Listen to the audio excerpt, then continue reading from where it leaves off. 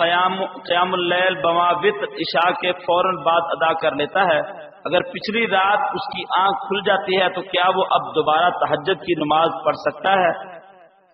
تہجد کی نماز رات کے ہر حصے میں جائز، اول اللیل، اوسط اللیل، آخر اللیل۔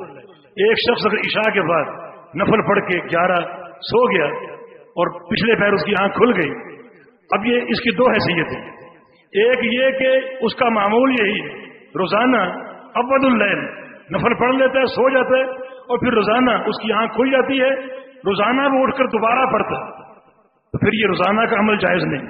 اگر کبھی اتفاقاً ایسا ہوا وہ سو گیا اور اس کی آنکھ کھل گئی اور نفل پڑھنا چاہتا ہے تو پڑھ لے، اس کو معمول نہ بنائے۔ معمول کیا ہے؟ جو اللہ کے پیغمبر کی تعداد 11 رکعت، اور پیغمبر علیہ السلام کا فرمان بھی ہے کہ رات کی آخری نماز وتر رکھو، وتر کے بعد نفل نہ پڑھو۔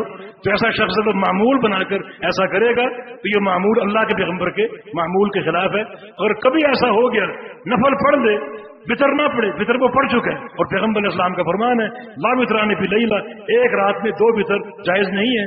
نفل وہ پڑھ سکتا ہے مگر یہ معمول نہ ہو، اگر کبھی ایسا ہو گیا تو جائز۔ اگر پڑھ سکتا ہے تو اس کی تعداد کتنی ممکن ہے؟ پھر تعداد معصور نہیں ہے، تعداد معصور وہی ہے اور محدود وہی ہے جو قیام اللیل کی پیغمبر علیہ السلام سے ثابت ہے 11 رکعت کی۔ اگر وہ اٹھ گیا، اٹھ کر 2 نفل پڑھ لے، 4 پڑھ لے، 6 پڑھ لے، اب وہ تعداد فکس نہیں ہے۔